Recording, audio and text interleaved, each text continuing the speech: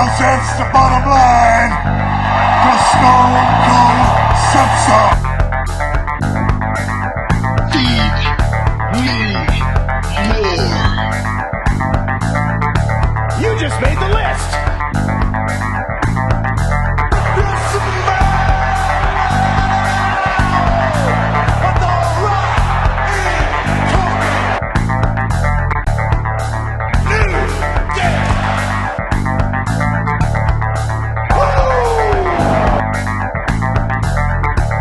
Rest in peace.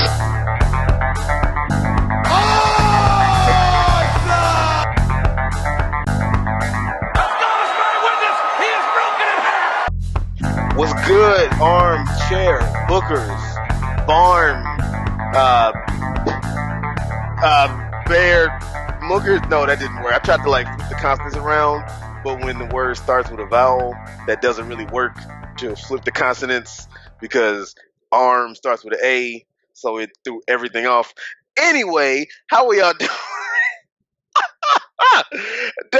Okay. Anyway, I'm Jazz. How are you, sir? Yo, what's up, everybody? You know who it is, what's going on, when it's happening, where it's at, and why we're here today. How you doing? It's me, the sublimely magnificent one himself. You know what's going on. And I'm here with Jazz over here. I don't know what's going on after that lame ass intro. What? I like it. You like that intro? What? What's up, guys? You know who it is, what's going on, when it's happening, where it's at, and why we're here today. I love that. How you doing? Got all the questions. Talk about the intro I'm talking about with me talking about the barn air hookers? Whatever. The hook? The barn air hookers? That's what I said. No. Barn air chookers. Barn air chookers? There you go. Barn air chicker. Barn air chookers. Why are we debating taking something that's already slightly corny and then saying corny? Well, armchair booker and corny. What am I talking about? I sound like you. Speaking of which, before we get into the show, anyway. So yeah, what's up, armchair bookers? Like you said, this is we're gonna give our thoughts on Raw and Smackdown from what was it, June 3rd and 4th, respectively, for the week. And then keep on the lookout. We will be giving our preview video for the Super Showdown.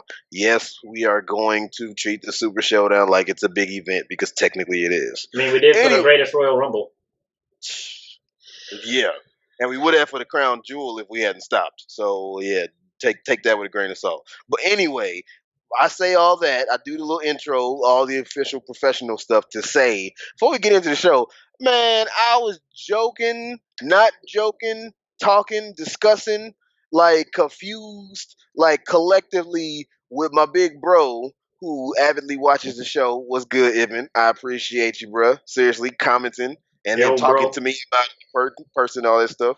For those of y'all watching who don't know, me and Pete, and then my brother who is not part of the podcast, we have all been the two of us and him been best friends for 21 plus years. Yep. So yeah, 21 years and counting. But anyway, it's a long fucking time. And I mean, till death do us part now, shit. But no, what I was gonna say was, we were talking about you last week with the whole Bobby Baron Corbin. Wait, no, Bobby Roode. Wait, Bobby three-way Bobby. Ooh, a three-way Bobby match. It was too many Bobbies. We were just like, what? What were you talking about? First of all, the fact that you thought of that on the fly, and your mom, and then it was and then you just kept it. It was like, what? And you weren't performing. You weren't performing. None of that. You were actually just happened to be thinking that on the spot, didn't you? For the most part, yeah. It's not like I wrote it down or anything, no. Well, we started talking about Bobby Barons and whatever else was going on. Yeah, Bobby Baron Corbin. That's right, because you didn't want him to be called Constable Corbin. You wanted him to be called something else. I made a joke about how come you couldn't call him Bobby, and then you went on this, you couldn't call him Bobby. Wait, what's a Bobby? And you're like, oh, yeah, I know what a Bobby is. And you went on this whole little tangent. It would have been too many Bobbies. Could you imagine a three-way Bobby? What? What were you talking about, man? Come on now. Huh? It's Oh, and then just to say that I did it. Speaking of my big brother, because I talked to you about this uh, off air, but just to say that I did it on air for if Ibn does watch, Ibn wanted me to say I don't care, but and I even told you I don't. But Ibn wanted me to say what's up with you and the whole Randy Wandy thing for Randy Orton. Wandy. So I don't know. What friends I call him? Wandy. there you go, bam, explain it on air. Sorry, can't say you can't say I didn't say. Ibn. The closest thing I can think of, because it's something that either Alex or Mike started. I want to say Alex, Alex but and Mike, it might have been Prince down here, Mike the roommate, and Alex. I don't know. you know, Something one of the two of them started, and it might have been a Family Guy reference. Come that time when he got bullied by the kid, he got his like it, and he was just going Wendy. That's the closest thing I can think of, but I think it's just they said Wendy, so I just got used to saying Wendy. What? There's nothing against Randy. I like Wendy. Wendy's awesome. Like I said, I don't care. You say Wendy, you say Cesaro, I don't care. So yeah, like whatever. Okay. Well, A and two. I think I say Cesaro if I'm just saying the name, and then it's like Antonio Cesaro. I said it that way. I don't know why I just say Cesaro. I say it both ways. That's funny. Say it both ways before you cross the street. You know that old saying. Well, I mean, he lost his first name just like Rusev did. So yeah, just like Ali did. He could get it back. Shoot, Apollo Crews got his last name back, and so did Charlotte. And they tried to take Charlotte's last name for like 2 weeks, and then they realized how stupid that was. Because of how much weight Flair holds in the wrestling world. Yeah. Like, why would you do that? Yeah. But like, you better put that name back on there. But then you got people like Curtis Axel, who they started calling this dude McGillicuddy instead of saying Hennig. Rest in peace, Mr. Well, Purse. at first, I feel like at first he tried to not full on associate with it, get out of the dad's son, shadow and stuff. But then once, things happened, he hit that time where, from that moment, starting from that moment on, this is the moment, that was the moment starting then of the genesis of McGillicuddy. The moment, yeah. Oh man. The best, one of the best worst promos ever. Then they later did the Paul Heyman. Well, it was when the Paul Heyman phase came on, when he was just making everybody a Heyman guy. And he did it with Curtis Axel. He did the promo. Well, it could have helped him. It did the promo. He did, and it kind of did, because he did the promo where he's like, I don't know why we're ignoring the fact that this guy's a third generation superstar. Like, and so the Curtis in Curtis Axel comes from the Kurt Hennig, and the Axel comes from his granddad. Yeah. Somebody the X. Hennig. Anyway. Something the X Hennig. Well, yeah, duh. I mean, well, I don't know. I was gonna say me and my mom don't have the same last name, but I guess men and their fathers and sons. I don't know. Anyway, but yeah, man. Like, now, granted, it was legacy, but they even took the junior off of Ted DiBiase Jr. To really be like, it's just Ted DiBiase. Everybody, pay no attention to the man behind the curtain. Like, anyway, that is neither hither nor thither. But yo, so let's go. I know I actually say hither nor thither to myself a lot, but you know how you have like little sayings you say to yourself. There's nothing wrong with that. No, I'm saying, you have sayings you say to yourself, but you'll never really say it to other people for some reason. Well, I do. I say a lot of things to other people. Well, fuck you very much. I mean, I'd come up with an example, but I can't think of one off the top of my head. But hey, we'll burn that bridge when we cross it. The bottom line is, we'll keep going.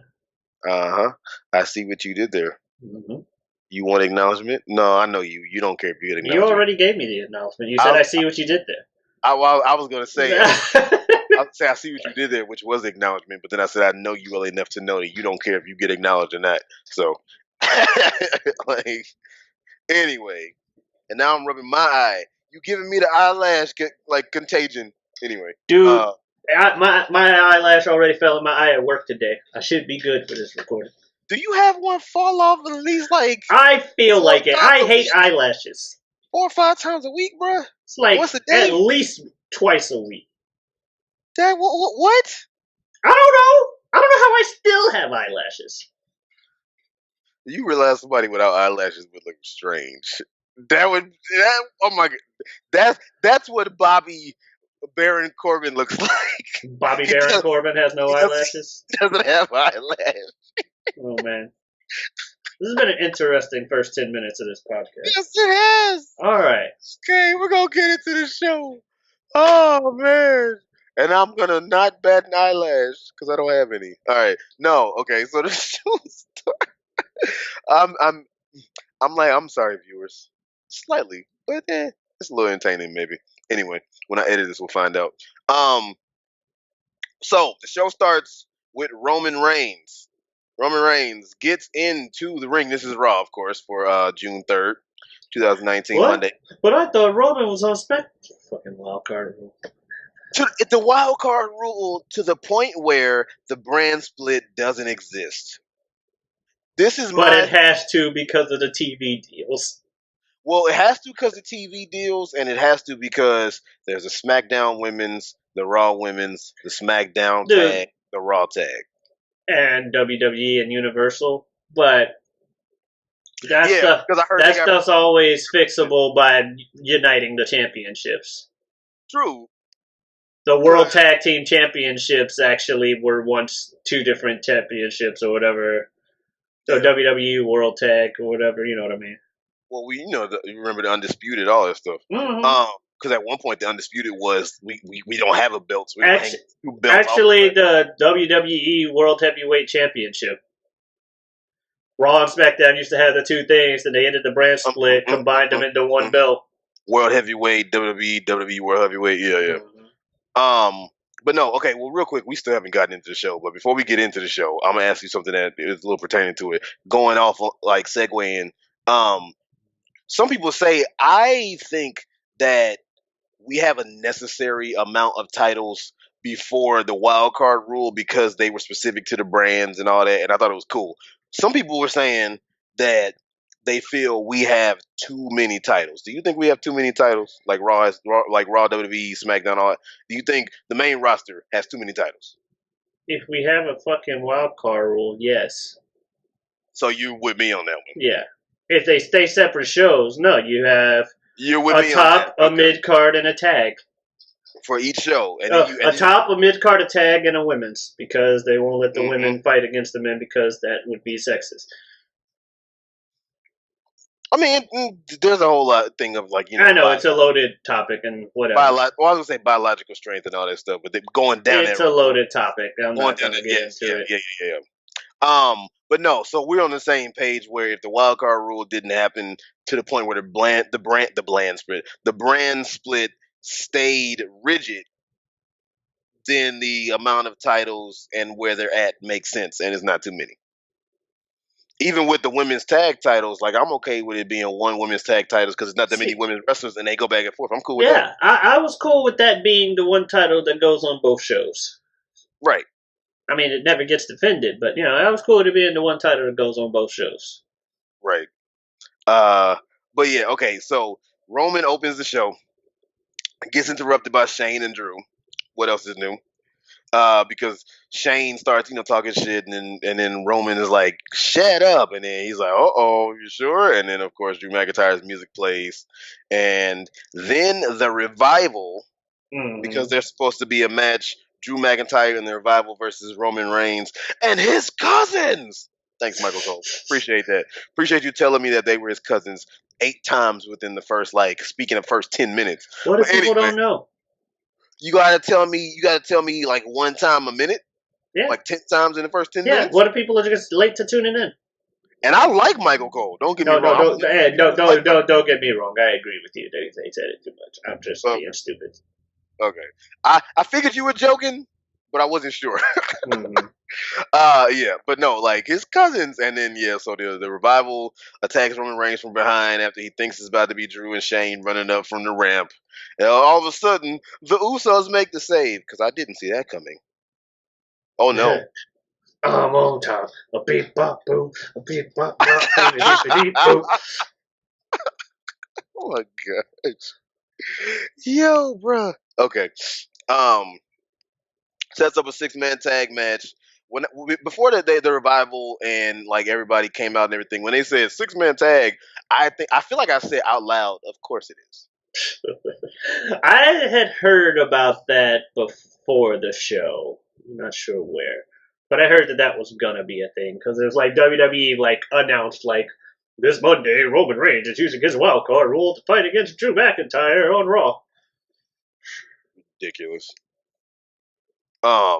Then and the whole speaking of stuff that you heard before the show, did you hear about the whole Stephanie McMahon on the WWE YouTube page talk about they were upset with Brock Lesnar's actions? Okay, I hate how he conducted himself. That is so stupid. That is one of the dumbest things. How dare you dangle people on with the money in the bank thing of whether or not you're gonna cash it in. Respect that for what it is and tell people when you're gonna cash in. You only have a fucking year to cash in and we didn't say anybody else go, hey you motherfucker, stop holding on to that contract. Cash it in already, damn it. When are you gonna cash it in? No, that's stupid. Fucking Carmella waited till like I was about to bring Carmella up. The month before, when it was the next fucking pay-per-view to fucking cash hers in. Dude. And that's the whole fucking year. No one went to her and was like, hey, cash it in, cash it in, cash it in. And Stephanie McMahon coming in, you're not respecting money in the bank by not cashing that in. I bring it up all the time when, like certain Money in the Bank issues and stuff, because it was the first one. But Edge held on to the thing before we knew what Money in the Bank was, and the precedent for Money in the Bank was two things that everybody still does to this day. Hold on to it till you almost forgot they have it, and cash in on a downed opponent. Yeah. Those two things Edge did, Ultimate Opportunist. Yeah. Which then everybody does for the most part now. And the people that do it instantly either need to do it the same night or wait. Because if you do it like, 2 or 3 weeks later, you're probably going to fail and lose it.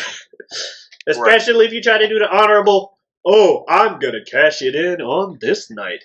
Yeah.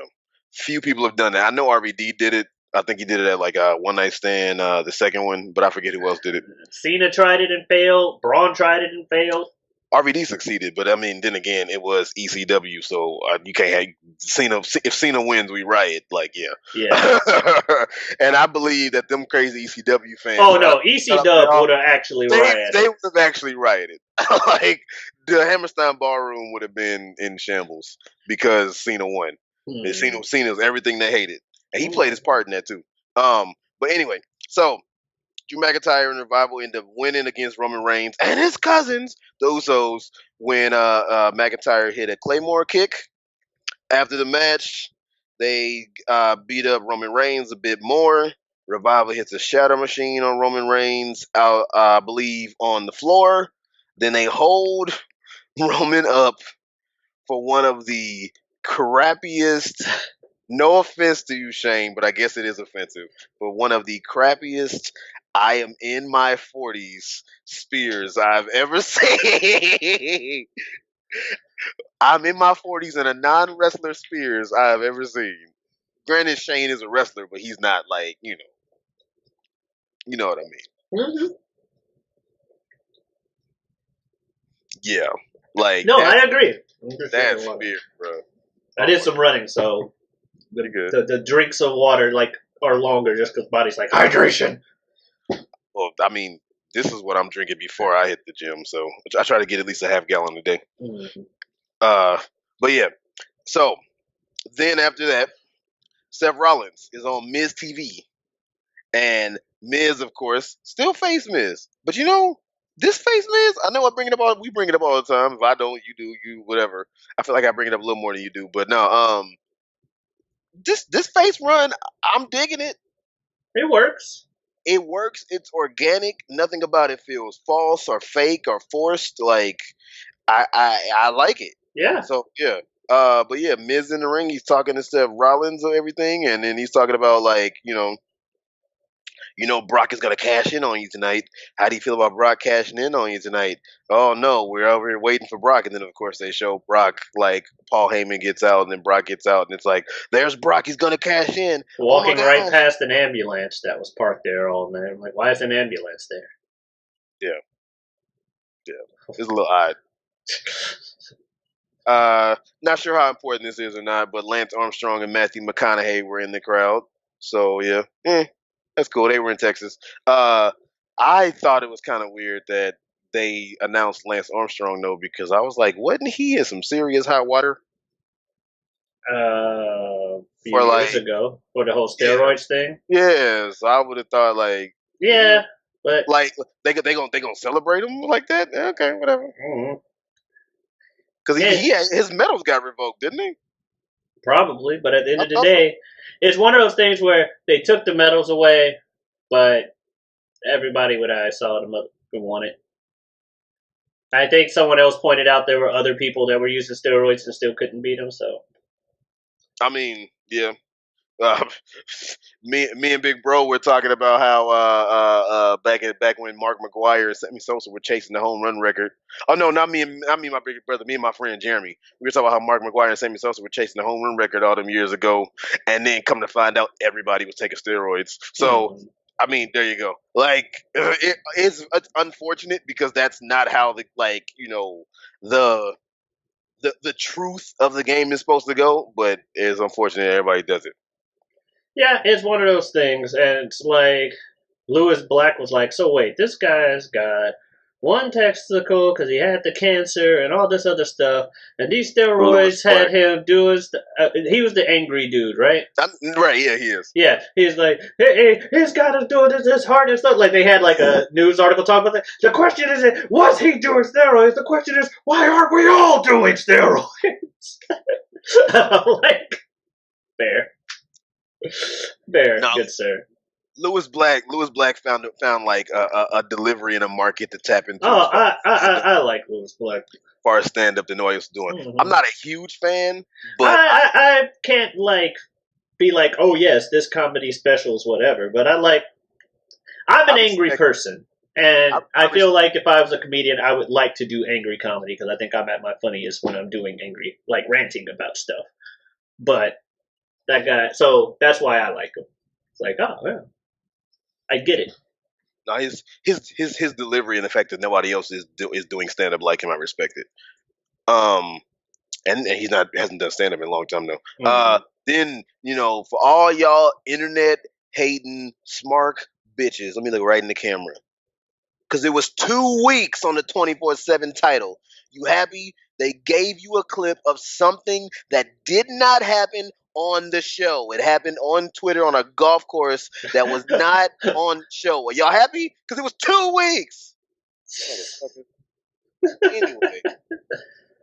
Anyway, I swear sometimes, man, give people time to set stuff up. Yeah.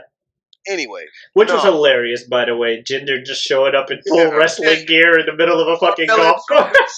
They were chilling. He's like, and then what was funny, you could tell they were ad-libbing, but I mean, it was still funny. But he's like, so why do you come to the golf course? He's like, I come here to clear my head. He's like, just breathe. It was like, what? Bruh, yo, I don't know who is gonna get this title when R-Truth finally has to lose it for permanent, like for good. Yeah.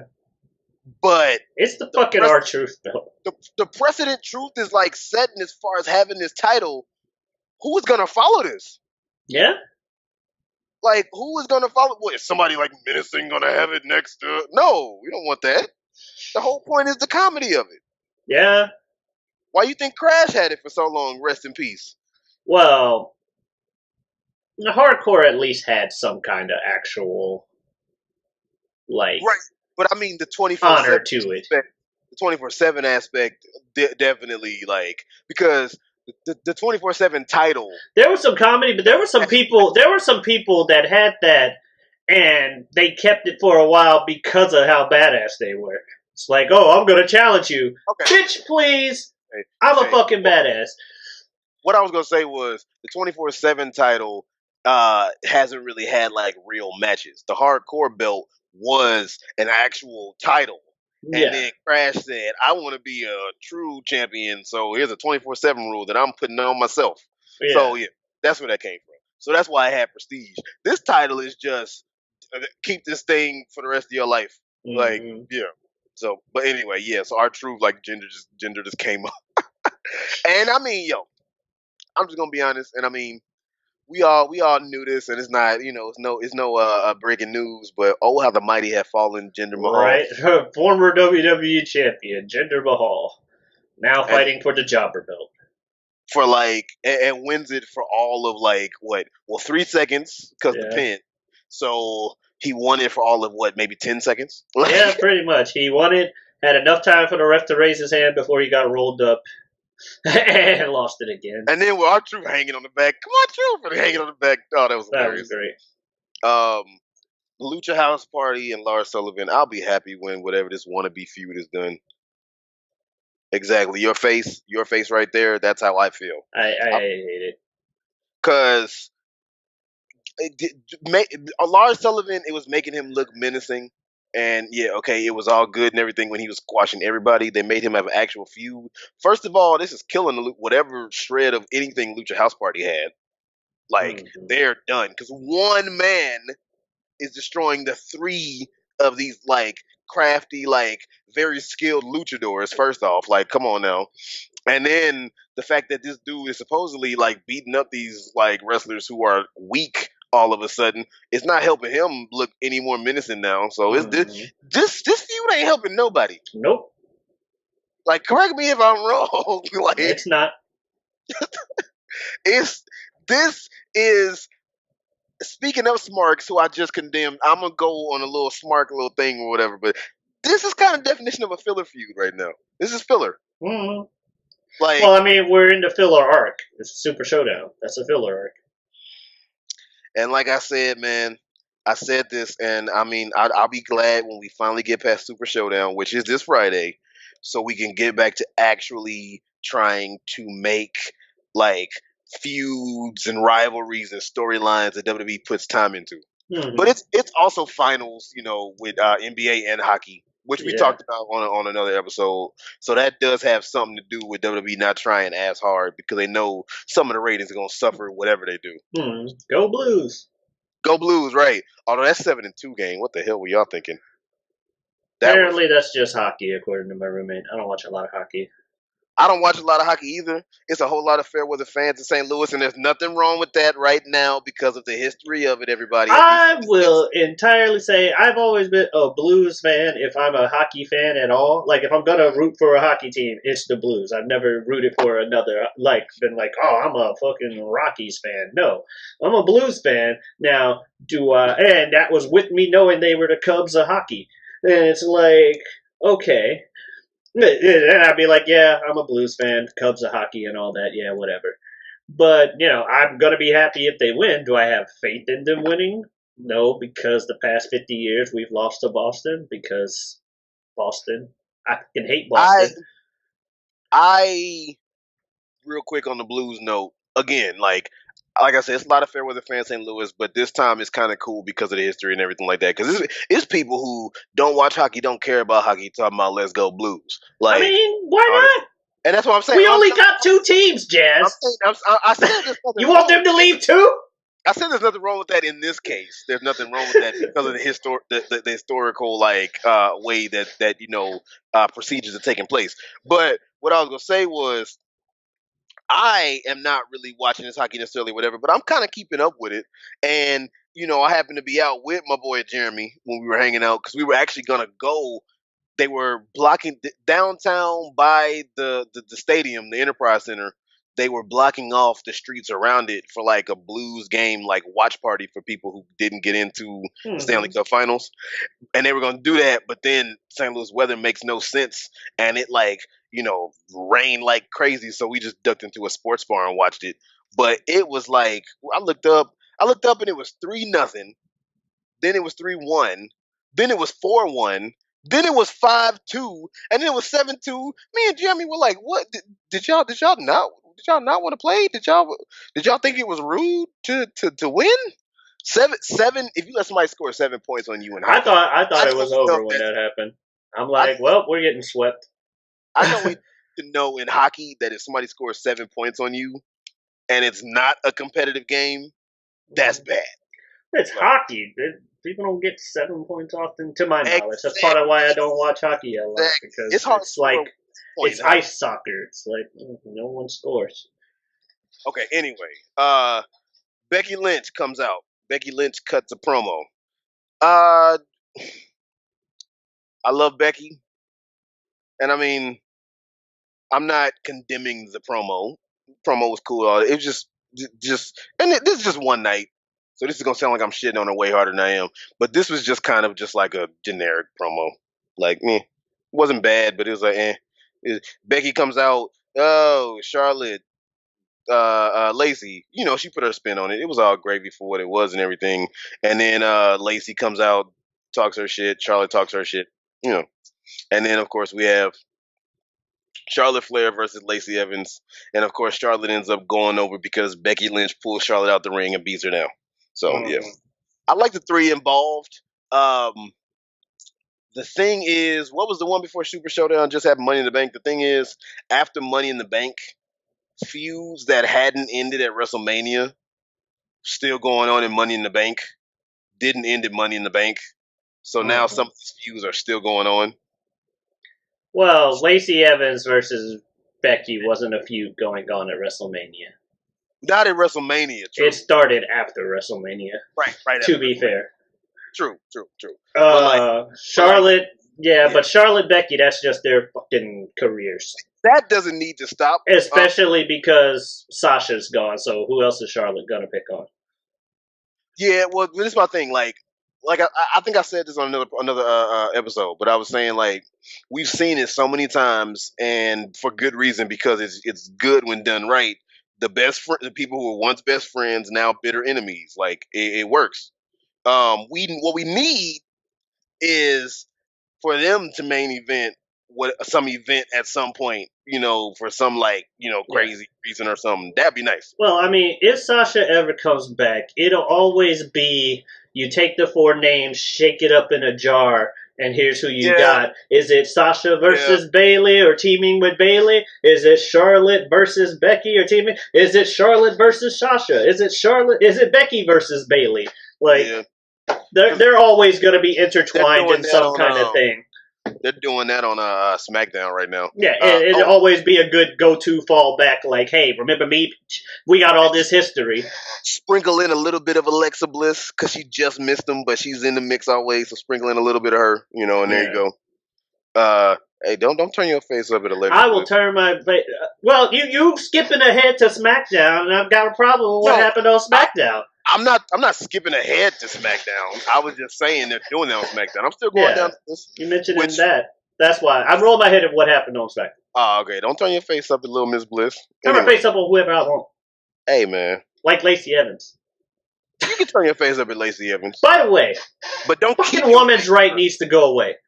That finisher needs to go away. This is the second time in like 2 months, or third or fourth time, where she uses it, and the person she used it on just fucking ignored it. Yeah. Like, she punched Charlotte, and just didn't matter. And part of me is like, okay, is this some kind of backhanded Vince way of trying to make a sexist statement? Like a woman's right doesn't matter, especially because a man will always be better? That is a huge... I mean, look into it. I mean, who knows? I mean, it's a fucking weak ass finisher and doesn't really do anything, and everybody just fucking ignores it. Like, oh wait, was that your finisher or a normal fucking punch? I couldn't tell. We have found in the past. We even talked about this on another show that WWE, and namely Vince McMahon, has been very petty about a point that he has tried to prove. So I am not saying that you are wrong, or I'm not saying that you are wrong for even remotely thinking that. But that's all I thought when Charlotte shook it off, was like, okay, is Vince trying to prove something here? The woman's right doesn't matter as long as... I will say that's a huge dig and search and Is it? dive into the Is meaning content. Is it? You literally go like, oh, what's our Lacey's finisher? Oh, it's a woman's right, but it doesn't matter. Everyone just shakes it off. Like, you can't describe it without saying it doesn't fucking matter. Which is what made me think about that. Like, I literally saw her shaking it. I'm like, so the woman's right just doesn't matter. Oh my god. That's where I came to it. Oh my god. Anyway. Fucking Vince. Anyway, Rey Mysterio comes out to the ring to relinquish his United States Championship to Samoa Joe before he can even say, "I'm giving the title to you, Joe." Joe comes out. Did I interrupt you, Rey? Oh, I'm sorry. Like, dude, you talk about this is David versus Goliath a different way. This is like David, right? David. Mm-hmm. Versus same size but Goliath, because Joe is like big, like he's not too much taller than Ray, but huge. I think Rey Mysterio is as tall as I am, actually. Might be an inch taller. I'm 5'7". But no, he comes out, he starts talking shit, and then he just whips his ass with his little arm in a sling. It's like Joe, chill, Joe. I love Samoa Joe. I love Samoa. He just is just an angry dude, and it's great. I'm sorry. Did I interrupt you? I was actually about to say I'm giving the belt up. Yeah. He laid it in the ring and said, "Go ahead and take it." And Samoa Joe's like, "Nah, I'm just gonna beat the shit." Wait, what? As he was about to climb out the ring, he said, "Hey, Ray, wait," and then just looked at him. Okay. Oh, Joe. Next, we had an arm wrestling match. The one thing I'm gonna say, man, this crowd was a great crowd because everything that WWE did, they were all in. All in, no pun intended. This crowd, shout out to Texas, I forget where it was. Everything they did, they were into this arm wrestling contest, man. I mean, Braun was involved. But they were all over, like, every little thing they did, however, like, silly, however dumb, however this, however that. They were all over this thing, man. And I was like, yo. But, I mean, from the start of the show to the end of it, this crowd was, like, all in. Like, again, no pun intended. Yeah. But, yeah, so the arm wrestling match started. I will say, this is a little funny. 4 arm wrestling matches, which we don't need to have anymore in fucking wrestling. We don't need It's always going to come back up again. Same thing with dance-offs and all that stuff. I'd rather have a dance-off than an arm wrestling match, because dance-offs can actually be funny if you get the right person for it. It's just what it is. But we don't need arm wrestling matches. We don't need pose downs. We really don't need dance-offs. We don't need none of that crap. It's always just going to be a fucking, oh, it's one of these. Shrug. Shout out to Team Hell No for making, like, hug him in the middle of the ring actually, like, funny. Because for all intents and purposes, that should have been stupid. But yeah, no, it was funny. Like for an arm wrestling contest, arm wrestling match, this was actually kind of funny. I will say that. Like they made it within the stupidity. They made it work. When he goes to arm wrestle, and then Lashley just slapped him. I was like, yo, dang, that was too funny. And he put chalk on his hand. He should have threw it like LeBron James used to. Put chalk on his hand, and then of course Braun won. But then he hit Braun's running power slam on him. And again, first thing I thought that you have been saying, name that move. Yes. Because when he did the running power slam, the crowd didn't really realize, oh, he just took Braun's finisher. If you name the move, then everybody would be like, oh wow, yeah, that's Braun's finisher. That's crazy. Speaking of which, I forgot to say finishers with names and everything, because wrestling, every finisher usually has somewhat of a dumb name. Some have dumber names than others, but somewhat of a dumb name, but they grow on you. You hating on the manhandle slam? Yeah, you know where I was going.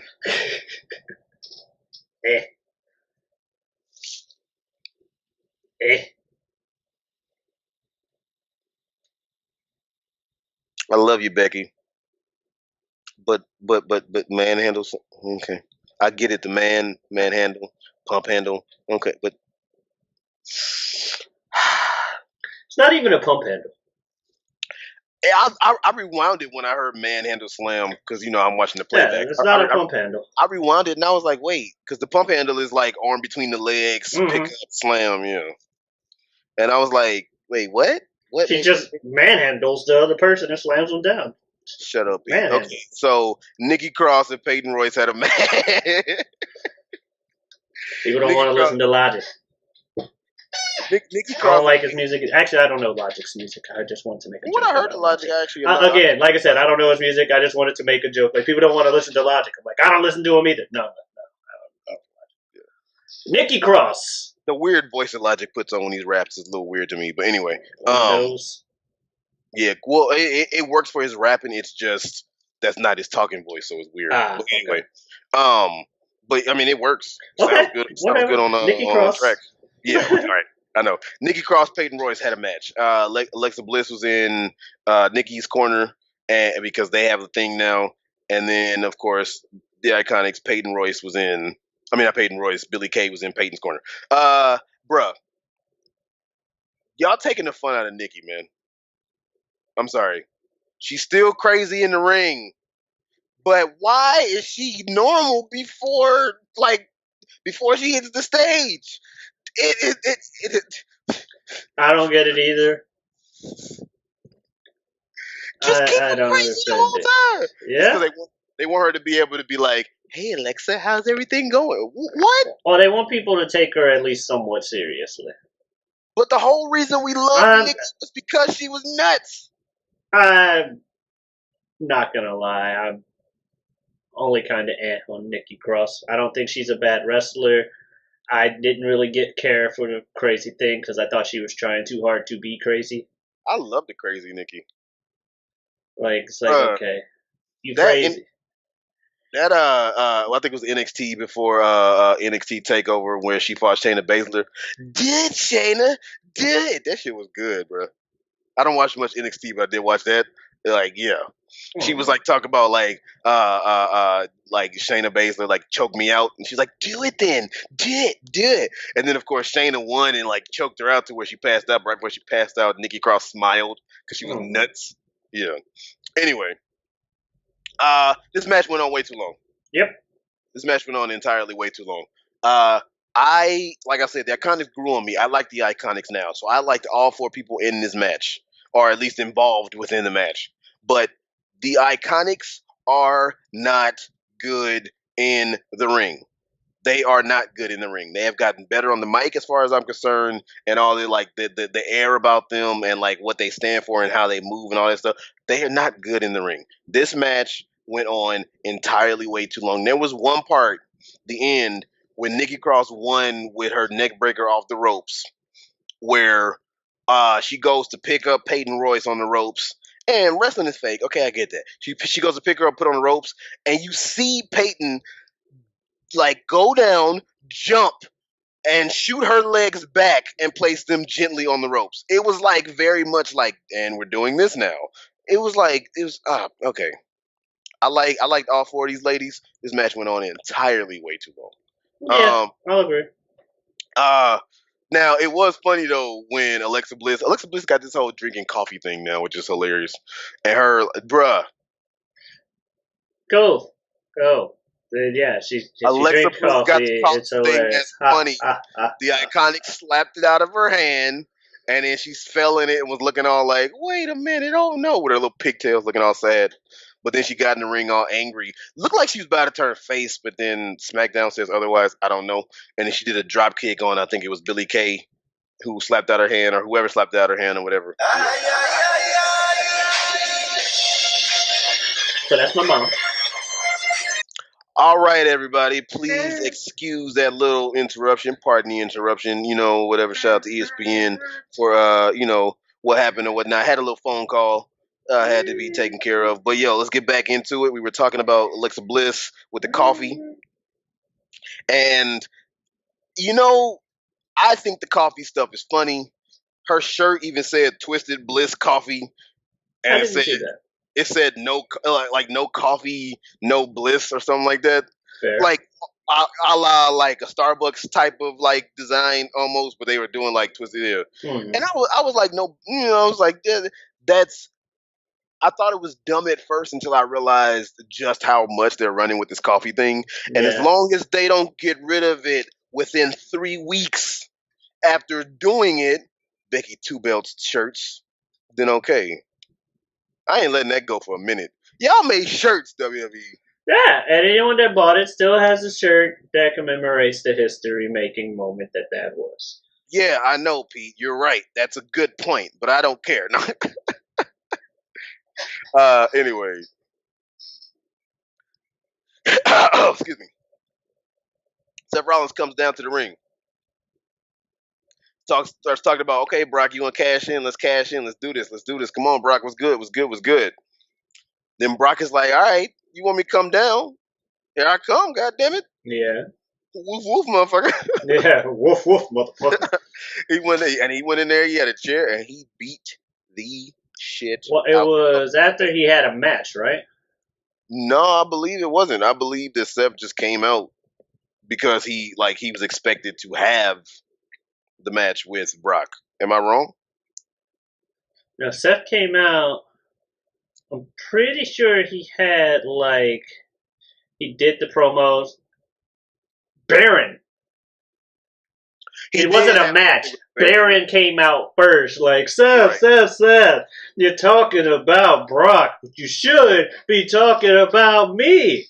I'm the one you're fighting at Super Showdown. Haha. Yeah, Get down there, Seth talks some shit, and then they start fighting, and then Baron beat him up, and then Brock came out. Yeah, you're right.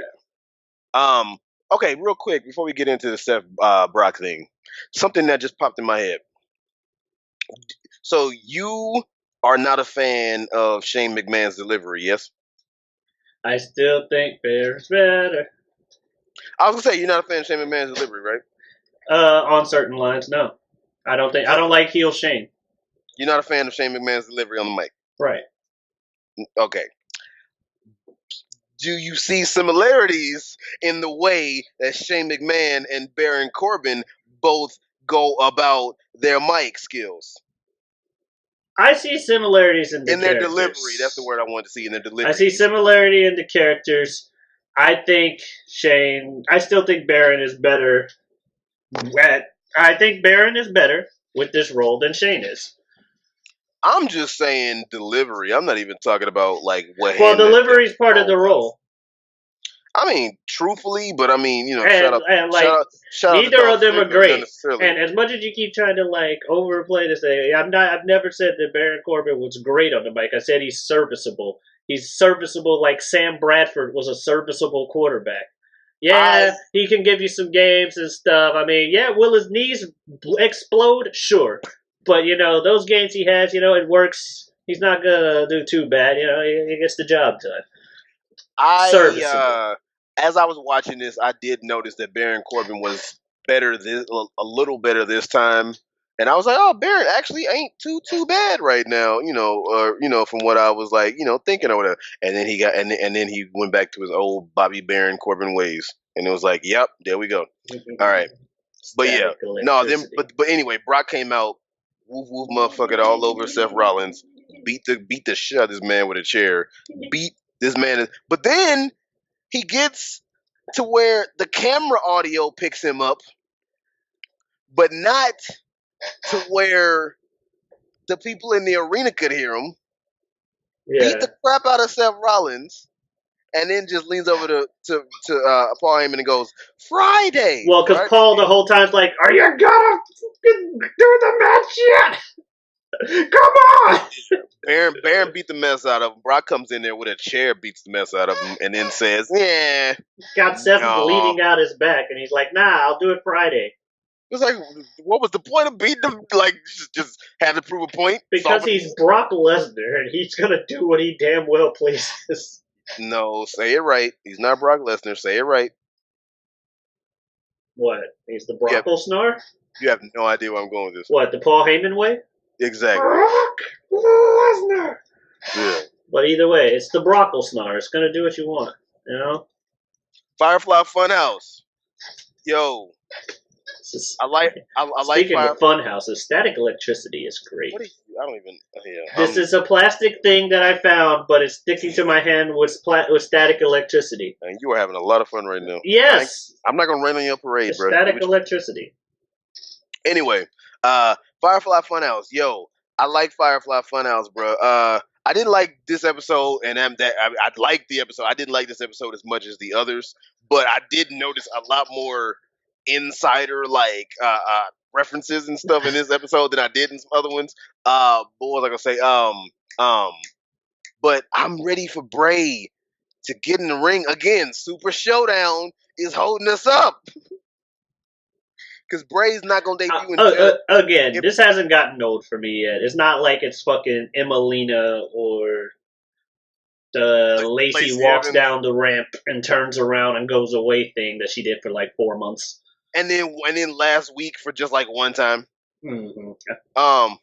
But no, and he's it's like progressing in the story like with them. It is. So they're handling it in a good way, the same way they're handling the Aleister Black thing on SmackDown. I agree. Yes, I agree. We'll get to the Aleister Black thing, but I think they're progressing that the Aleister's thing, and they're progressing that very nicely. But no, I was gonna say it's not getting old to me. I'm just so ready to see him in the ring now because we've seen many. If they ain't ready to put him in the ring, keep him on the Firefly Funhouse. Because the second he gets back out there in the ring, they're just gonna fucking feed him to Roman or feed him to somebody, and then he's chasing R-Truth for the 24/7 championship with everybody else. So we had Bray talking about exercising and getting in shape, and he talks to this pig named like Huskin Pig or something like Huskus. Yeah. Huskus, yeah. Reference to Husky Harris. Reference to Husky Harris, and then of course this unnamed puppet comes out with these devil horns and says, "You don't do that. You're." And I think he said something like, "Don't say it." No, he said "Yowie Wowie." Yeah, which clearly he was making a reference to how he was bigger as Husky Harris, and Vince most likely, according to this, probably said something. Get your ass in shape, or I'm getting you out of here. Wait, you're fired. You're right. And if you notice, because I thought about this, all 4 of those puppets, the pig now too. Well, first of all, I've speculated, and I'm pretty sure they're all voiced by Bray anyway. Yeah, they are. But in like different voices and affectations to their voices and stuff. But they're all references to something dealing with Bray Wyatt. Yeah. Because there was the Buzzard. Mercy the Buzzard, which everybody said Waylon Mercy is what he got the gimmick from, and the Buzzard. Yeah. Sister Abigail. Yeah. Now this pig, and then Ramblin' Rabbit. I believe Matt Hardy. Huh? It's Matt Hardy. He tried to change him, like Mercy the Buzzard when he ate Ramblin' Rabbit. He's like, I hate Ramblin' Rabbit. He tried to get me to be something I wasn't, but his bohemian ways and all of this stuff.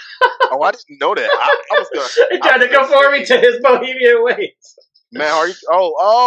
I didn't get it. Yeah, Woken Matt Hardy when he fucking possessed Bray and threw him in the lake of reincarnation, and they had their thing for a while. I did not catch that. I was going to say Ramblin' Rabbit. They probably called him that just because everybody said that he would go on and on and on about nothing. That could also be a thing, but they're all references to points in his career. Yes. But yeah, no, so he did a whole little weird exercise video thing or whatever. It was fun. And then he ended with a very happy let me in. Mm-hmm. As long as you let me in. I was like, that was weird. Okay. Randy Orton, Triple H had a little face-to-face because they had to. They're promoting this better than they did the fucking Greatest Royal Rumble, actually. But they had a face-to-face. Classic. In his suit and everything. It was cool. Get your balls out of Stephanie's purse. And he's like, but they're so big. And you wouldn't know because you don't have any. I was like, okay, y'all. All right. Okay, Triple H, you got one on them. That was cool. That match is going to be cool for what it is, but probably nothing. Ricochet, Cesaro. They keep having matches. Okay. They keep having matches because they're having amazing matches.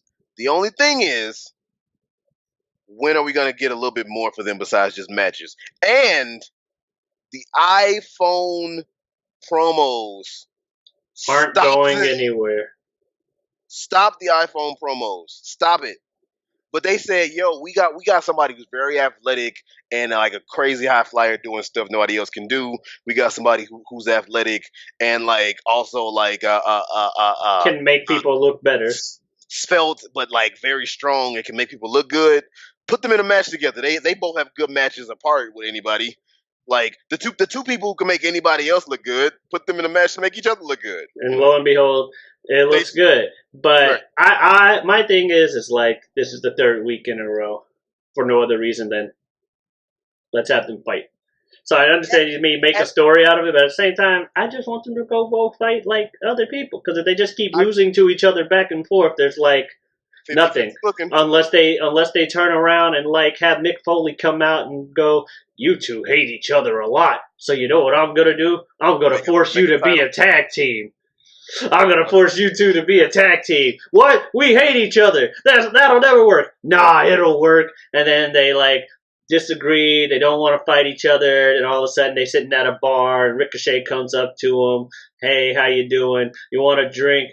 Nah, I hate you. I hate you too. And then they end up getting in a bar fight with a bunch of people. And they're like, you know what? We actually kind of work well together. Then next thing you know, they're in a tag team. And then they start fighting for the tag team champion. And they're like, man, we're not just like better than everybody. We're not just an example of how good you should be. We are how good you should be. You know what I'm saying? I thought you were going the route of Team Hell No, and then you went a whole route where I was like, wait, where is he going? The bar. I quite literally did the origins of the bar. Oh, well, that was around the time when I wasn't watching. But yes, it was quite literally how that happened. Him and Sheamus kept fighting each other. Eventually, Mick Foley had them do a best of 7 series after they had fought each other for months. And then was like, I'm forcing you to be a tag team. And they're like, that'll never work. And then eventually it worked and they stayed a tag team for like 3 years. Like I said, man, the bar was some of Sheamus' best work. Speedy recovery, man. I really hope it's not career-ending injury. But yeah, Ricochet did the thingy. Yeah, the thingy. Oh no, didn't we decide to call it the pulverizing pinball because you hated the name the thingy? No, I'm not calling it the pulverizing pinball. I don't want to call it the thingy. I did that to say fuck you. That middle finger was meant for him, everybody, not y'all. It was meant for that guy. But yeah, so he did it, but Cesaro blocked it. Cesaro ends up going over on Ricochet by switching the Hurricane Rana out of the like headstand Hurricane Rana electric chair flip, and he reverses it into a roll up, and then next to Firefly Funhouse, probably the best part on the show, has to be the best part on the show. Dude goes to get a ladder, says no, pulls out a table, and R-Truth is just on there like, you didn't see me. Like, that was so funny. And then, of course, R-Truth ends up running through the crowd. Mm-hmm. Here come the Job Squad chasing everybody chasing him. Now, yo, I gotta say, bro, Drake Maverick chasing him is starting to be hilarious. Because he's like the shortest dude and always pulling up the tail and everything like that. Like, he ran into him, paper started flying, all that stuff. Too funny. Undertaker come out at the very end. They say Undertaker to the very end. Undertaker comes out. Undertaker gets his own marquee for his name, which he always does within the last, like, how many years, by the way. Purple smoke and all that goodness. Undertaker comes out and cuts his promo and all this stuff about, like, fuck you, Goldberg. And then he steals Goldberg's catchphrase and says, you're next. Yeah. And then the show cuts off because Raw doesn't go. Yeah, they cut him off. I'm like, you cut off the goddamn Undertaker. The second he finished his sentence on a good spot, like, yeah. But he looked like he had more to say, and they just cut him off. The crowd there probably heard a longer promo than we did. Yeah. I'm like, you cut off the goddamn Undertaker. WWE does not go overtime anymore, so. Well, USA told them, like, the ratings were too bad for them to do that. But it's the goddamn Undertaker. People are tuning in for the goddamn Undertaker. You don't cut off the goddamn Undertaker. Especially because they were announcing all show, Undertaker's returning, Undertaker's returning, Undertaker's returning. And then Undertaker's return was like hardly any time. Hilarious. Okay. Anyway, speaking of everybody talking about somebody's returning the whole show, Smackdown For the following Tuesday, June 4th of 2019, they were talking about Goldberg is returning. Yep. So Undertaker coming back, Goldberg coming back. Bruh, we had to wait all this time to get these men out of their prime to finally see them wrestle. And I mean, Yeah. beggars can't, Oh, this beggars, match would have been great 10 years ago. beggars can't be choosers. But man, could you imagine not even 10 but 20 years ago? Well, that When- just wasn't going to happen. That's No, WCW 'cause days. that was the height of Monday Night War. You Yeah. know? But like Goldberg on his rampage through WCW and his undefeated streak, Undertaker like in the height of his like dead man. You know, I think either towards the end or just after Ministry of Darkness. Mm-hmm.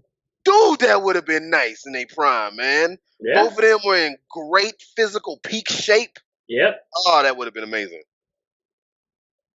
That would have been amazing. Yep. Goldberg with his lone wolf, and then it's like, who's to say is the Ministry gonna like come in and like, you know, because he was, you know, you would make Ministry Undertaker the heel, of course, because was Goldberg the face, and then it's like, who's to say who's gonna jump in from the Ministry? Oh no, like that would have been perfect. Anyway, we open the show. Kofi Kingston and Xavier Woods come out because Big E is still fucked up. Yep. But yeah, they come out and Kofi actually cut a good promo. I've been kind of talking about, you know, Kofi's promos have been not what I hoped they would have been the last few weeks. This was a good promo. Yep. I enjoyed it. And then like when they showed the shot of Xavier Woods just sitting on the turnbuckle, you know, basically talking about like just listening with his little trombone and everything, I was like, this cool. Talking about like, you know, him fighting ups and downs of his career, and then the fact that he hasn't been to his hometown for 26 years and was able to go back and was treated like a hometown hero because he is. Mm-hmm. And they showed the package that was cool. What I didn't like about this, because Ziggler came out and they went back and what's that? It should have been me. I wasn't honestly, we were talking about delivery with Baron. We were talking about delivery with Baron and Shane. Honestly, this delivery I was cool with because he didn't sound whiny. He just sounded like he was mad. He did get to a little bit of a whiny part in there. A little twinge of a whine, but not some like whine. But anyway, no, what I was saying, I didn't like because actually I liked the promo from both of them. Actually, I didn't like that they basically had a promo package like video off. Mm-hmm. What about this? Well, what about this? Well, what about this? Well, what about this? I was like, bro, somebody show one more damn video. I did like how Kofi was just like, wait, you don't need to tell me your accolades and stuff. Your first Intercontinental Championship, you pinned me for it.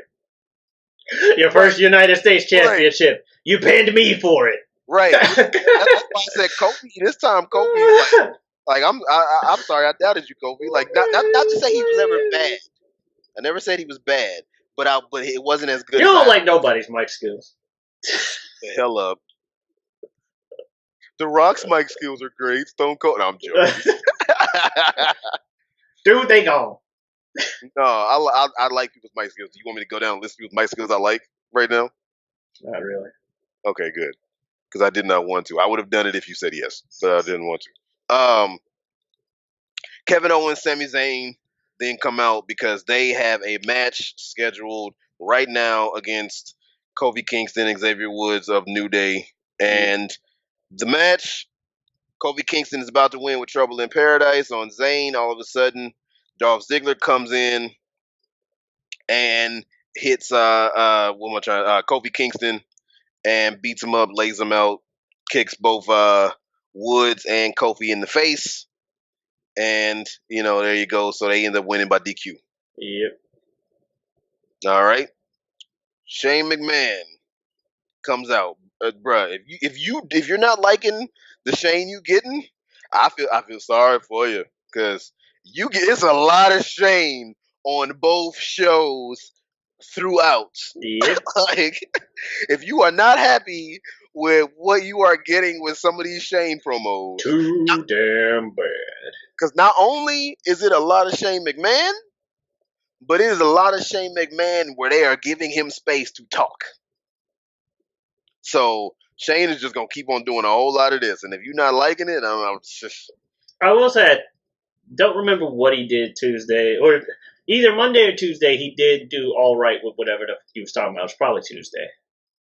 He was talking about how he's gonna fight Roman, and like Roman, you better show up. But which Roman is gonna show up? The big dog, or is it gonna be a little pup that I'm just gonna have to? Oh yeah. Tell you. Yeah, then I was like, oh, this isn't too bad. It's a pup, and I'm gonna have to spank it. Yeah. Never mind. Go back stage, Shane. Anywho. All right. Then we have Moment of Bliss. Now you were hating on this Moment of Bliss when I mentioned it, talking about Raw. The Moment of Bliss with Bailey as the guest. Not so much the moment of bliss. It was it was the whole scenario. No, I guess you're not liking the coffee thing. Or stop me when I get to what you don't like. Okay. I'll Yeah, run down. I'll mention it. Okay, so Bailey sitting down at Moment of Bliss, Mhm. and they are, of course, going to have their talk show segment and whatnot. Don't say anything for a minute. Nothing happens. What are you waiting on? Oh, my coffee. Lexa gets her coffee, tastes it, because her coffee that she originally had was not the coffee that she wanted. So she gets her other coffee, waiting for some more coffee. Bailey's like, "You really not gonna ask me nothing?" Then, of course, now here comes Carmella. Then here comes Charlotte. That was too much. I was like, bruh, why does everybody have to come out every time for everything at the drop of every little hat? Mhm. So yeah. Well, Alexa Bliss was like, "You don't deserve your title, Bailey," and then Carmella's like, "But you ain't even from SmackDown. Go back to Raw. Don't just walk on to some other show and challenge that show's championship. That's not how it works. It should be Which she someone did. that at least is part of the show." And then Charlotte's like, "That means me, because I'm the queen." And it's like, I will say, man, I love Charlotte's faces lately because she just walks out with this just smug little smile, like, yeah, try to say something. Like she just knows I'm hot shit. Fuck you. Like Mhm. like the little the like the queen Yeah. whatever thing. Because she just walks out smiling like, yeah, can't nobody do nothing. Mhm. Y'all wish I could. And that, like I love it. I love her facial expressions. But yeah, so of course they're gonna fight later on. I have a triple threat match for the number one contender to face Bailey at Stomping Grounds. Yep. But yeah, I like the coffee. I like the coffee thing that they're doing if they keep it up. So yeah, backstage, R-Truth, bruh. I hope R-Truth is getting a raise, like some little raise for this 24/7 thing. He's making the 24/7 title worth something, and not only is he making it worth something watchable, he's making you kind of want to slowly but surely want to watch the main roster just to see what he's gonna do. Mhm. So yeah, R-Truth backstage with Carmella, talking about Carmella, you gotta help me hide. I'm running for my life with this 24/7 title. Talk about how you gotta hide and all this stuff, like Christmas and this and that, whatever. He's like, so I need. What do you say? I called Shane, but he won't call me back. Yeah. And then Shane calls Carmella. So, oh, that's right. I gave him your number. Yeah. I called him from your phone. It's like, so then she says, yeah, Shane. Okay, yeah, you want to talk the truth? Gives Truth the phone. This dude goes, so this is Shane, right? Oh, he goes, "Who is this?" Yeah. Shane. Oh, Shane. I was like, bro, wow, this dude really is dumb. But Mhm. he's so good at playing like oblivious. It's like he's so good at it. Shout out to all the little Jimmies. So then he sets up a match for him versus Elias. So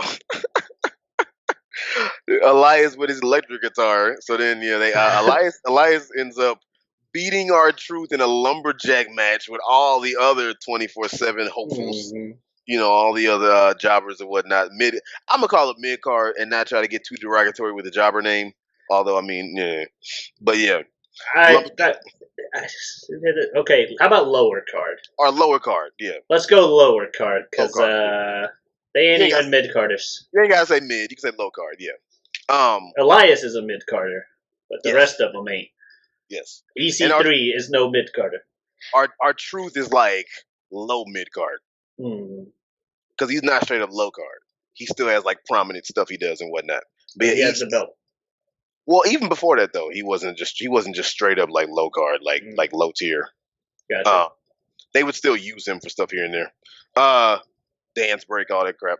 Um, but yeah, so Elias ends up winning. Well, first of all, they say nobody can enter the ring during the match and pin until after the match is over. Yeah. Which, okay, all right, cool. Yeah, that makes sense. If you're doing a proper match for the belt.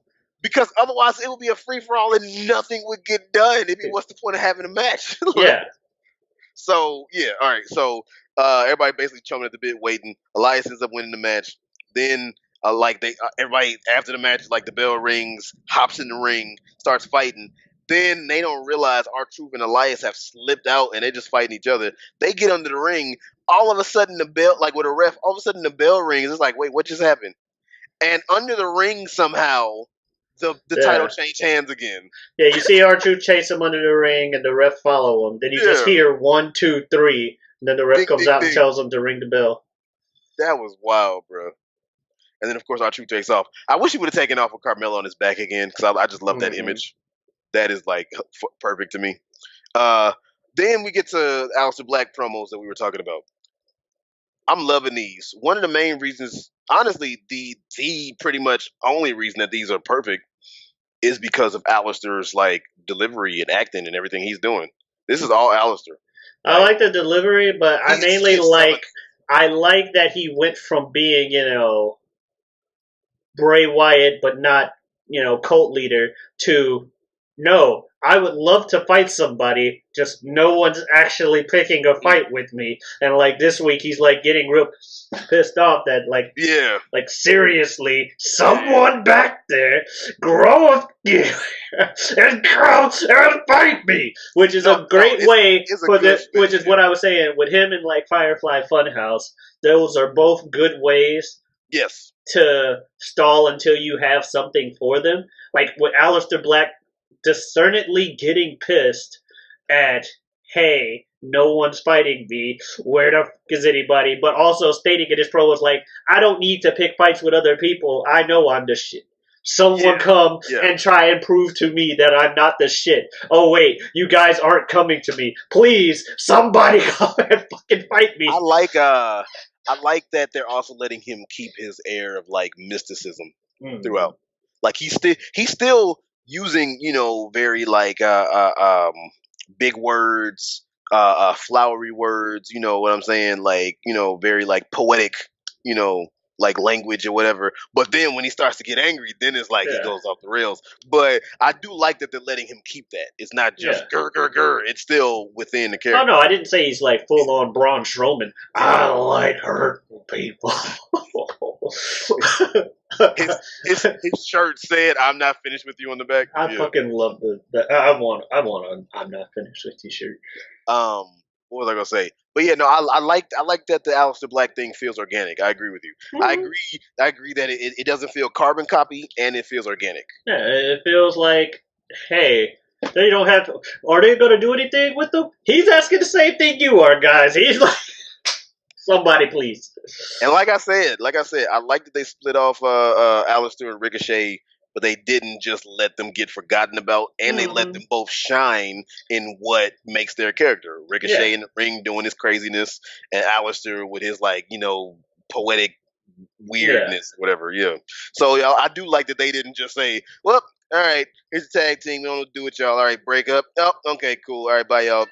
Okay, peace." Yeah. So yeah, all right. Shane McMahon. Shane McMahon gets back into the ring, starts talking all this stuff again about Roman Reigns. Roman Reigns this time actually comes out to attack Shane McMahon, but then all of a sudden, Claymore. And then, of course, we get back into the ring for the I'm well into my 40s and not a full-time wrestler. No offense on the wrestler part, but not a full-time wrestler spear. But honestly, that might be the point. The fact that the spear is not like, a polished spear that's probably the point. And then when Shane did the hoo-ah on Raw, that was funny. All right. Triple threat, number one contenders match. for the triple threat number one contenders match to face Bailey, Alexa, Charlotte, Carmella. Yo, I'ma say most of this match, I was looking at other stuff. It kept some of my interest, but I don't remember too much of it. Pretty sure part of it I switched to the Blues Bruins game. Dang. And I like all three people. Well, I like two of the people involved. I don't hate Carmella, but do I think I don't hate Carmella. I don't have a problem with Carmella. Definitely better than the Iconics. Put some respect on Mella's name. I don't have a problem with Carmella, but is she a Charlotte or an Alexa? No. No, she's not. No, she is not. So it's like, okay, she definitely did. She's gotten better over time. And you want to talk about mic skills, though? The three women in this match, like, have like pretty good mic skills. I like Carmella's mic skills. I like Charlotte's mic skills, and Alexa Bliss is one of the best like mic workers in the company right now. So fair, but my thing is the end of the match and who won. Yeah, Alexa. Yeah, like what Carmella was saying. Hey, you can't just walk onto another show that you're not part of and challenge a champion. Yet, here we go, Alexa. Raw superstar just gonna try and win the SmackDown Championship. It's like, okay, no. The stupid wild card shit. Like, that's what I had a problem with. Just the whole...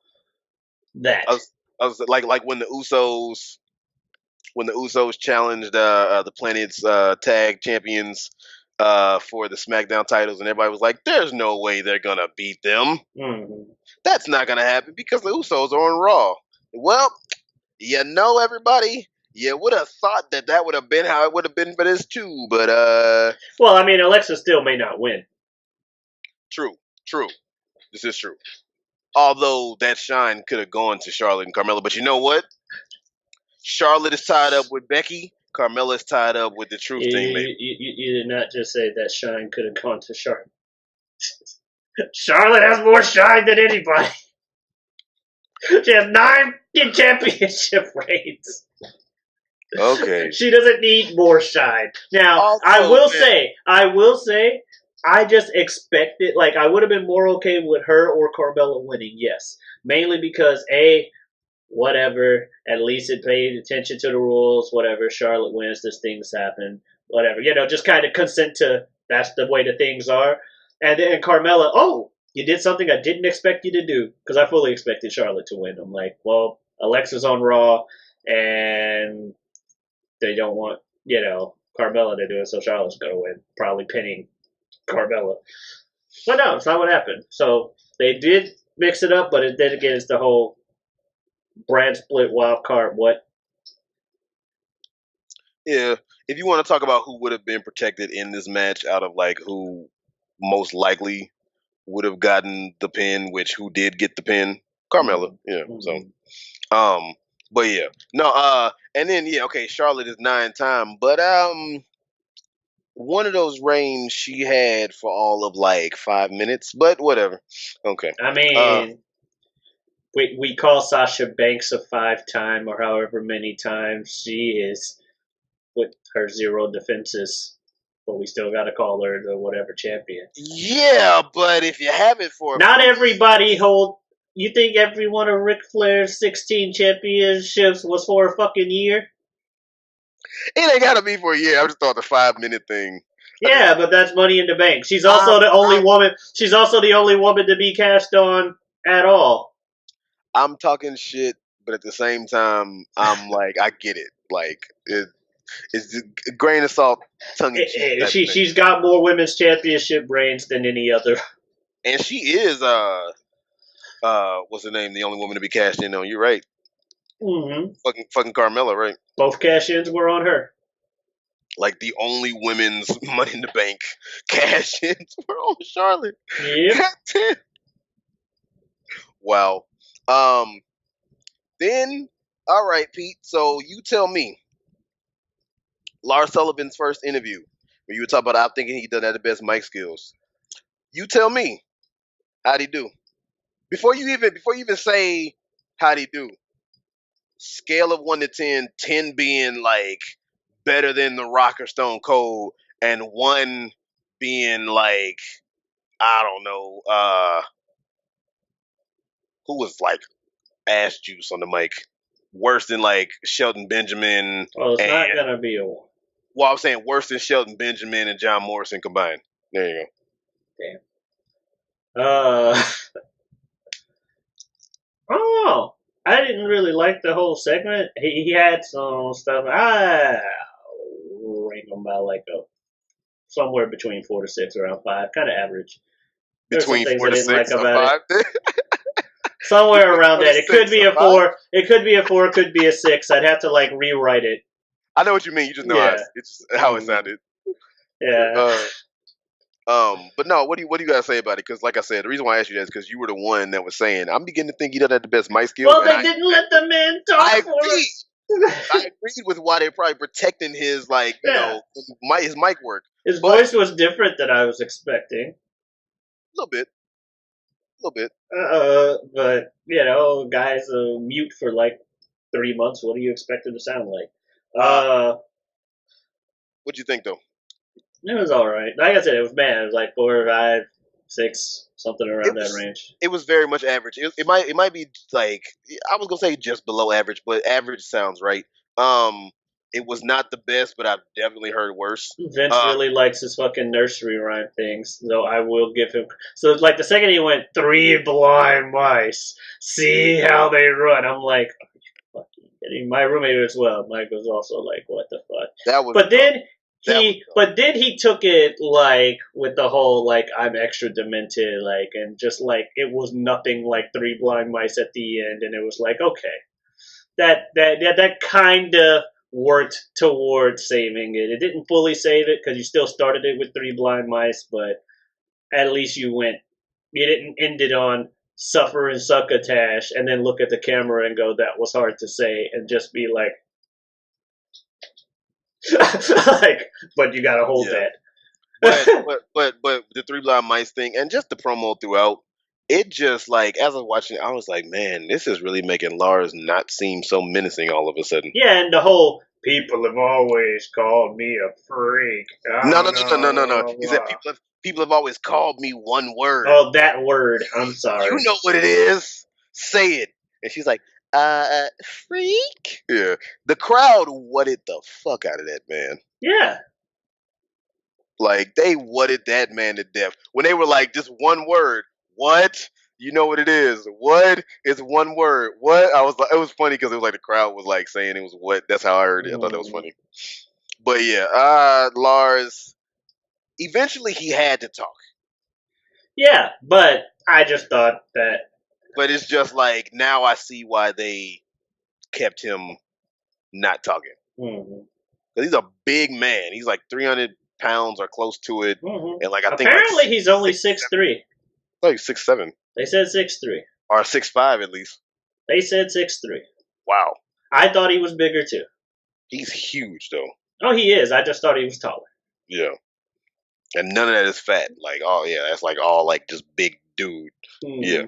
But yeah. Then we had match, not match, maybe, could be, I don't know. Andrade came out. Was Andrade's music different, or am I losing my mind? They didn't have the like long intro. I think it just started from the. That might have been what it was. Mid music. And he didn't say El Idolo and nothing like that before it, right? Mm-hmm. But yeah, Andrade comes out with Zelina, goes into their like ring or whatever, and then like he started beating up Apollo. I didn't even notice Apollo was in the ring. Oh yeah, he just shat on Apollo. That's why I thought it was weird. I didn't even notice Apollo was in the ring. A guy who got his last name back. Yes. Apollo Crews. Excuse me, because we talked about it, right? That's why I was like, this is weird. I didn't even see Apollo Crews in the ring. Bruh. Andrade came out, beat Apollo so fast that I didn't even notice it. Yep, it's like blink, you miss it. Wait, what? Pretty much. Shout out to the Sonic the Hedgehog movie. Speaking of blink, you miss it. But anyway. But yeah. And then all of a sudden, here comes Finn Balor. Because it's like, wait a minute, you gotta remember Finn's on the show. Finn comes down, and what did Finn come down for? To get his ass kicked as well? Yep, to get his ass kicked as well. Yep. So the only thing I could think was the point of that was make Andrade look menacing and to show them on the show before a Super Showdown, because that was kind of like, Yeah. okay, moving on, which I will. So then we get Goldberg's going to be on the show. Goldberg was on the show. And I mean, yo, he came out in street clothes, but they did the entrance like they always did. If I remember correctly, I think they used to knock on his door and go, "Mr. Goldberg, we're ready for you," or something like that. Yeah. They didn't do that. They just knocked on the door. I mean, But yeah, he came out. Camera followed him to the ring and everything. Security didn't follow him to the ring, but I mean, it wasn't the whole 9 yards and all that stuff. Comes out, starts calling out Undertaker and everything, and then he stole Undertaker's. it took a long time. I'm like, say rest in peace. He took your line. You're next. Damn it, Goldberg. To rest in peace. Okay. Damn it, Goldberg. You had one job. To rest in peace. All right. There we go. There you go. I guess you can keep this job, right? Lights go out. Gong. There's Taker. Face to face. Taker port. Face to face. It was so blue. Right. Then lights go out again after they, talk a little shit. Lights go out again. And lights go out for a little bit longer than they usually have in the past. They were shorter the second time than they were the first time. The first time it took fucking forever. I think the reason why they were longer, I'm just going to be honest. Man's old. Me and Ibn have talked about it, man, and it's just one of them things where they're both so old. I love Undertaker. Goldberg's in better shape, but they're both so old. I love Undertaker to death. Undertaker's age, and I mean, shout out to Taker, man, because it took him the last year or two or so, maybe 3, 4, whatever. But his age within these last few years is starting to show now. It's been showing for a bit. But it's really starting to show now. You could me and Ibn talked about in the Roman Reigns match at WrestleMania that you could just see that Undertaker's he's not Swift Taker no more. Yeah, that was 2 to 3 years ago. So that's why I'm it's been showing for a while now. It's been showing for a while, but that was really And then I mean too, man, yo, you keep your hair as long as you want. That's on you. But my dude, hair is real thinning and it's nothing right here. But it's long in the back. He about to rock the Baron Corbin in a minute. Maybe if he wants to. He tried the short hair thing a while back.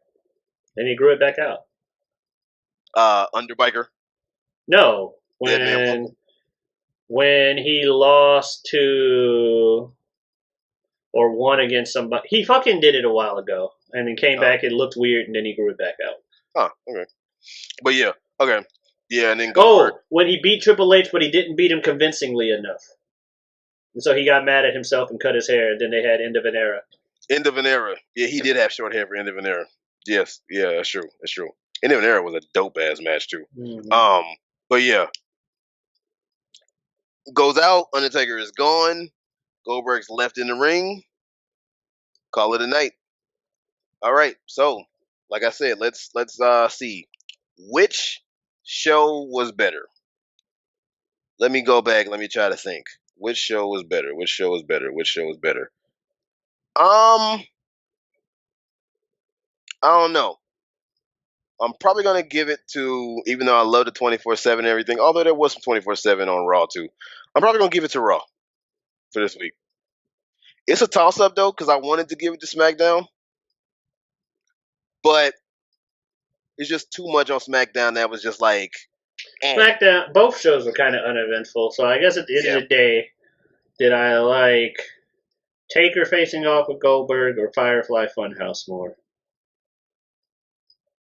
And which 24/7 title antic did you like better too, I guess? I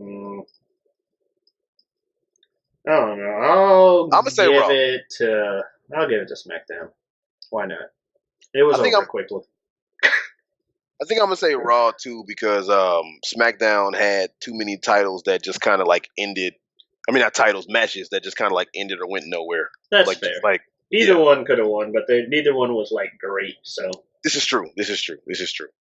All right. Well, yo, that being said, everybody, thank you all for watching, for listening, for letting us keep you company for this past hour and a half or so. We really, really, really, really, really do appreciate it. As many reallys as I can say, seriously, because if nobody is watching this thing, listening to this thing, then there's no point in us doing it. Although we're gonna keep doing it because ain't nobody really watching, listening to it right now anyway. But whatever. That being said, if you would like to keep up to date with your boy Jazz, Twould be me, then you can go ahead and follow me on Twitter at SuperJazz2. That is at SUPERJAZ number 2. If you would like to follow me on Instagram, then you can follow me at JAZTUCKER. If you would like to keep track of some of my musical exploits, I am an MC from time to time, one of my other passions that I do. Then you can go ahead and like the Facebook page for my music. That would be Super Jazz, SUPERJAZ. And of course, you can go ahead and check out the music from my music duo, Same Difference. You can find us on Spotify. You have to type in Same Difference, Kick the Door In. The song is Kick the Door In, but you have to type out Same Difference, Kick the Door In because we're not that big right now. As well as you can find my solo music, Trust the Bounce. Type in Super Jazz, Trust the Bounce. And keep on the lookout for the Too Much Free Time EP, which will be dropping July 26th. I got a date now. nice, So it's Friday, July 26th. nice. All right, Pete, tell me something good. Tell me something good. Ow! Anyway, find me on Twitch and Twitter at Giotavi, GIOTAVI. And on YouTube as well. I got my own channel, Feo Grande. That's FEO Grande, all one word. And yeah, that's my stuff's a lot simpler. I don't have as many ventures out there and like the Facebooks and the Snaptagrams and all that other stuff. Yeah. But it's mainly because I got the music stuff. No, I understand. You got the career, got the rap thing going on. Trying, coming man. out here, you're like, I ain't just jazz, I'm super jazz. I had to say it at least once. Gotta go in there. You know what's funny? Hmm. I thought you had more like other usernames. I was gonna say Super Jazz over you for no reason because you didn't say it. But yeah, man. Again, like I said, everybody, thank you all for watching. Thank you for listening. Thank you for letting us keep you company. Constructive criticism, always appreciate it. Let's get a dialogue going. Let's get a conversation going.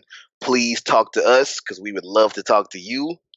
If you like the show, if you hate the show, give us a thumbs up, give us a thumbs down, comment about whatever. And let's get some stuff cracking. Come on, armchair bookers, let's all do this together. And keep on the lookout. Click over for our prediction podcast video for the Super Showdown. I couldn't remember the name of the thing. That's how minuscule it is. But yeah, the Super Showdown. All right, everybody. Thank you. I said thank you so many times, but I mean it. Thank you again.